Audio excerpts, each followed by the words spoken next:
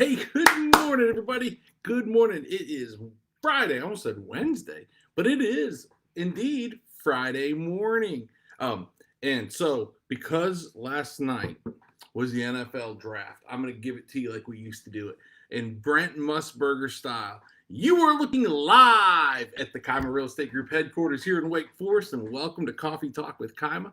I've got my coffee. I hope you've got yours. So, man, did that not just sound like a real cheesy entry? Does that sound like a 1980s maybe afternoon talk show, maybe 1990s afternoon talk show? Maybe a little bit more about that in a minute. Anyhow, listen, I am glad you are here this morning. We've got so much to talk about. Today's a great day. It is rainy. We need the rain. I know we've had a lot of rain. We've had the most wet April we've had on record here in North Carolina. But man, rain does the body good and it does the soil good, right? Water's a good thing. So very, very thrilled. Anyway, glad to be here this morning. Reminder for all of you, if you didn't see me yesterday on one of my other channels, Peanut Butter and Jelly Drive ends this weekend. If you have peanut butter and jelly and you want to feed the kids in need and you want to help us do that, we're refilling the food pantry the month of April. We do it every year. We would love, love, love for you to come by today, drop off. If we're not here, because we're going to go to the fish fry today. If we're not here, please bring us and leave for us any peanut butter and jelly you want us to get to the food pantry. We're happy to do that. We've got a lot. We need more. The need is great. Speaking of the fish fry, if you've never been to the Wake Forest fish fry, go. Main station, downtown Wake Forest, all day long until the fish runs out. It is the best fish fry I've ever been to. It is phenomenal. They've got it dialed in, and it's the first time we're doing it in person and since before COVID, right? It's a place to see people. You get to eat inside the station. It's pretty cool. There'll be hundreds of people there. Really, really neat event. Hope to see you there today. We'll be there right around 11:45 this morning, maybe closer to noon, but right in that area. So would love, love, love to see you. Hey, good morning, Phil. How are you, buddy? I'm glad. Hopefully you've got your coffee, Phil. I need to get into mine a little bit here. Find a little bit of energy. So let's talk about the obvious elephant in the room. Last night's NFL draft. My Raiders won. We're going to win the Super Bowl. Guys, how about it? For the first time in a long time, my Raiders came out of the draft making a pick that made sense. What? That's not the way we do things. Super thrilled guy. I give him an A++. The pick was phenomenal. But who can be less happy than the NFC East teams? If you're an Eagles fan, a Giants fan, a Cowboys fan, if you're a fan of the Commanders, guys, the Eagles just did it again. For the next 5 to 10 years, that defensive line is going to be something. Wow, did they win? Howie Roseman is playing chess. All the other GMs are playing checkers right now. There's just no question about it. And I hate the Eagles. I hate them. I hate their fan. Hate everything about it. Do not like the Eagles. I will tell you, I am glad my Raiders beat the Eagles in a Super Bowl. I get to wear that feather in my cap whenever I get around my Eagles friends. Anyhow, big night last night. Chad, what's up, buddy? That's awesome. No, dude, we want Mike Gordon. I'm telling you, we want Mike Gordon or Danny Gilmore. What about Will Levis? Will Levis didn't get drafted last night, and some draft boards had him going like really, really high. Man, broke my heart to watch him in that green room last night and seeing his family pour on top of him. But man, you buy that suit, you get so excited. You got all your friends and family cheering for you all around the country, your coaches, all this other stuff, and then it doesn't happen. What suit do you wear today? I feel so bad for the guy. Anyhow, enough about the NFL draft. I do want to stay talking about the NFL. Who of you? So I put this on my Facebook page yesterday. Which one of you is using YouTube TV for your Prime TV source? Got a lot of responses yesterday. I got a few people. I'm going to pop by their house real quick. I just want to see it in use, right? Listen, I'm old school, right? I like getting my clicker and clicking. I know where the channels are, that kind of thing. I like it to come in, no problems. I don't want any issues, right? I say that, and I've been on satellite, right? I've been on DirecTV now for 20 years, and here's the reason why. When DirecTV first got the NFL Sunday Ticket, I was like, I'm not paying those prices. Jennifer and I were just getting started in life. And so every Sunday, she and I would go to some local sports bar and we'd go watch the Raiders. Well, by the time we got done eating, having a couple of beers, and then having to get dressed, leave the house, all that kind of stuff, man, I just realized that it was cheaper to stay home, buy the ticket, and do that. So for the last 20-something years, we've watched every Raider game on the ticket on DirecTV. But when storms come through, right, you lose satellite, you lose television. I always hated that. Now we have the opportunity to make a change. We're obviously going to go to YouTube TV at some point here because it's the way to get the NFL Sunday ticket. And yet again, I'm going to watch my Raiders, right? See a theme here? Anyhow, if you have YouTube TV, raise your hand, shoot me a DM, let me know. Let me know the pros, the cons. If there are, I didn't hear any cons yesterday. If there are any cons, let me know what those might be. Would love, love, love to know. Have you been to Idaho? I've never been to Idaho, but I got invited yesterday to go to a really cool mastermind. I got a private invite to come to a mastermind. It's some city I can't even pronounce on a beautiful lake that I can't even pronounce. But it looks outstandingly gorgeous. I've never been to Idaho. What do you do in Idaho besides peel potato? Like, I've never given a single iota of thought to go into Idaho. And as I understand it, you're supposed to fly into Spokane and then drive over. Tell me about that. If you've been to Idaho, you've spent any time there, you know anybody that has, share with me because that would be interesting. So I'm giving some consideration to maybe going to Idaho. I never thought I would say those words. I thought I would hit Idaho sometime on a drive through to another state. Honestly, I thought I'd drive through a piece of Idaho. But now I'm getting kind of excited after seeing some pictures. Man, it looks beautiful. Not as beautiful as Chapel Hill where the Tar Heels are, but it does look beautiful nonetheless. Anyhow, are you using, and at what level? So this becomes I use it quite frankly, quite often, but are you using ChaptGPT in your day-to-day life in any way, whether it be work or home or for fun? And if so, what are you doing with ChaptGPT? Right? Brian Pate did a really cool little class on ChaptGPT at a recent event we had for real estate brokers in the Triangle, which was really, really cool. And we've been employing ChaptGPT for a variety of things.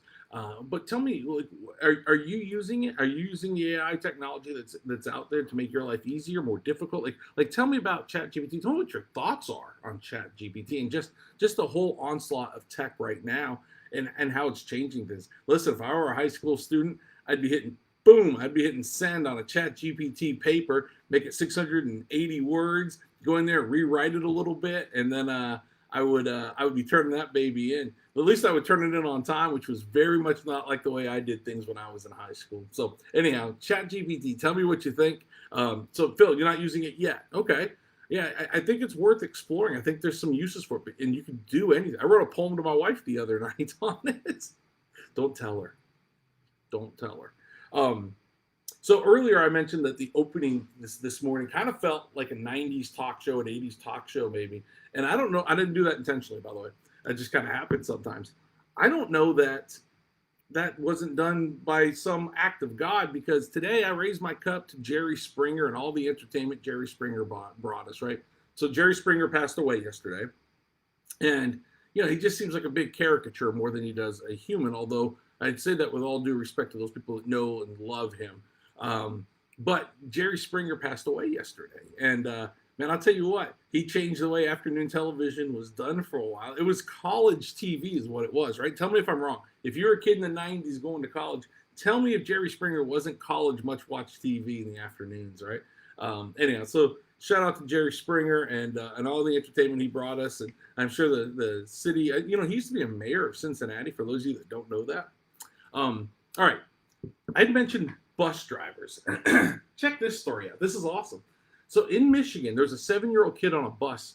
The bus driver became unconscious, right? And kind of like me when I shoot basketballs back in my Omaha gymnasium. Coach Chad, that was for you, brother. But he became unconscious, and this 7-year-old kid had the wherewithal to move the bus driver, get in the seat, slow the bus down, bring it to a complete stop, and save all the kids on the bus. How about that? At 7, listen, I don't remember being 7, but I remember enough that I don't know that I would have had the wherewithal to do anything besides yell or try to jump out the window maybe. But I certainly don't think I would have had the wherewithal and the calmness to do something like that. That's craziness. So anyhow, big shout out to that kid. New segment we're going to bring here to what we're doing. So most weeks, Coffee Talk, I usually have it planned out the day before, 2 days before. I have notes all week long. Some of you send me things you think I should mention, those kinds of things, right? Last night, I had a long work day yesterday. I got home last night, watched the draft. I just took the night off. And this morning, I wrote Coffee Talk. So a little bit of a scramble this morning. I was pulling things together. And it came easy to me today. Like this is a fun day, right? This is a fun coffee talk for me. And it dawned on me, like I said, well, what's going on in the world? I don't watch the news, so I just hit, news. And I tell you what, don't do that. Don't Google the news, because what you're going to find is all sorts of politics, and I love politics, but all sorts of politics and negativity and this. Don't do it. Don't Google the word news and read it. Google the words good news and read that. And that's what I did. So I got a couple of things to share with you this morning. So good news, going back to Idaho, right? So there was a great drone footage of 2,600 sheep crossing the road in Idaho. It doesn't sound like much, but if you can envision what a swarm of 2,600 sheep crossing a major road in Idaho looks like, it's awesome. It actually brought a smile to my face. What were they doing? They're doing what we all do on Friday nights, trying to figure out where to go eat next, right? So they were being herded to another field, right? I think there might have been some arguing among the sheep. No, I don't want pizza tonight. I'd rather have Mexican, or I'd rather go to Chinese food, or whatever it is, right? But really, really cool. If you can find that photo, it's worth taking a look at. Really like that. And then a really heartwarming story. Excuse me. Damn, that's good. Excuse me again. It is coffee talk after all, right? So great heartwarming story. There's an ex-racehorse, right, named Maxie, M-A-X-Y. And this is another great story to look up. And to one of my favorite states, the state of Maine, there's a girl that lives in the state of Maine that makes this story wonderful. When she was a teenager, there was a young girl named Megan Martin who helped raise this young racehorse, right, and trained her. And Megan went on to be a trainer. Now she works for a horse trainer in Maine. And she raised this horse in Pennsylvania. Horse went on to become a racehorse, didn't do real well, but it was her baby. She loved that horse. And horse retired, and as often they do in that part of the country, you may or may not know this, but those horses oftentimes then move over to the Amish, and the Amish use them to pull buggies and do work and things like that, where they get to live a fulfilling life that way. That being said, this horse got into an accident, and it was on its way to what they call the death pen, meaning they were going to go ahead and take its life. Megan Martin happened to be scrolling Facebook, right where we are right now. She was scrolling Facebook, and she saw a brand or some sort of a sign or something on the side of the horse. I don't know if we call it a brand or a mark or what you call it. I know nothing about horses, to be honest with you. But she saw this brand, and she immediately knew what horse it was. And her heart dropped, and she contacted the owner of the company she works with now. And together they decided to split the cost. And within 48 hours, they were in Pennsylvania saving this horse's life. That horse now lives in Maine, and that horse is doing things for people with PTSD in terms of therapy. So with you, together with me, if you don't mind, let's raise our coffee cup today to Megan Martin in Maine for what a great, great story. I love that story. So to Megan, this is for you. I thought that was outstanding. I loved it. So there's your good news for the week. Let's get into a little bit of real estate talk. This is going to be shocking to you. I think some of you may or may not understand, but here's the thing. Perspective matters, right? And so we talk about interest. This isn't about interest rates, but let's talk about interest rates. So let's call it 6.5% today, right? If we're at 6.5% today and we came from 9, how good would 6.5 feel? If we're at 6.5% today and we came from 4, which is what we did, how does that feel? But it is what it is, right? Everybody's favorite saying.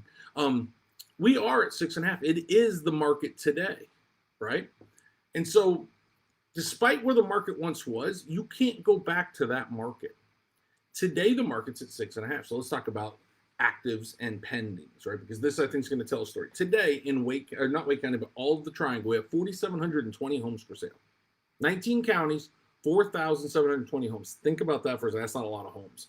Here's how I know it's not a lot of homes. But first of all, that's 1.3 months worth of inventory based on the fact that we have 6,400 under contract right now. 6,400 under contract, 4,700 homes available. Now think about this for a second. Last year on this day, we had 2,400 homes available.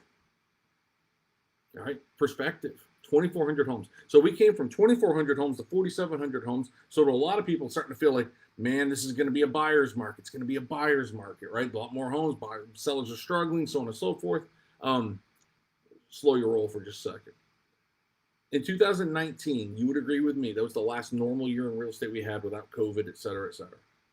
In 2019, on this day, we had 7,700 homes for sale. We have 4,700 homes available now. And last year we had 2,400 homes, 2,500 almost, right? So where did we come from?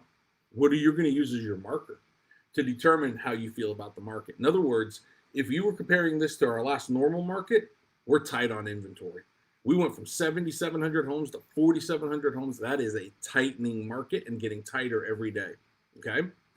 If you use last year, which was a weird year, right? A really odd year, which I don't think you should use it as a basis, but if you did, you'd be thinking, wow, the inventory is almost doubled. We're heading in the direction for buyers. I'm here to tell you we're not. Here's why. In 2019, we had 2.3 months of inventory on this day.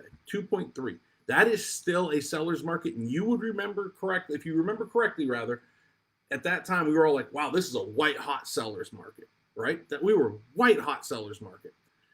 Guys, that was 2.3 months of inventory. Today, we're at 1.3 months of inventory.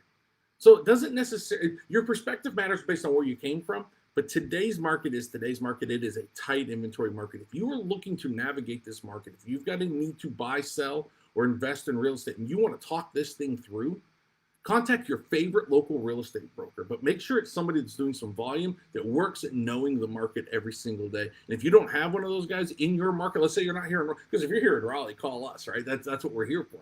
But if you are outside this market and you need a resource for that, guys, we've got a network around the country. We will help find the right person for you to talk to. Quite frankly, it's the most important thing you can do is align yourself with a broker that reads these markets the way we read them, right? It is a tightening market, but it's a good market to get into, and here's why. All projections and predictions are that the interest rates are going to come back down. And when they do, prices are going to go back up. To get into today's prices and be able to refi into tomorrow's rates is the way you beat the game today. So I hope that helps you. I know we talk about this every single week. I think it's really important because I don't know if you're watching every single week. So I think it's really important for you to know that. Hey, Logan, how are you? I loved your post yesterday, Logan. Made me laugh, made me smile. Chris, hey, good morning to you, brother. By the way, yeah, if you need somebody, Chris Collins, great broker, Triad area. That's your guy out in the Triad. Listen, I hope you guys had a great coffee talk. Again, shout out to Megan Mitchell. What a great story. If you didn't hear it, scroll back on this feed today. Watch the Megan Mitchell story in the middle of this conversation. I will see you in a week. Peanut butter and jelly. We're done collecting at the end of the weekend to refill the food pantry. Please bring us some peanut butter and jelly. Love you all. If nobody's told you yet today that you matter to me.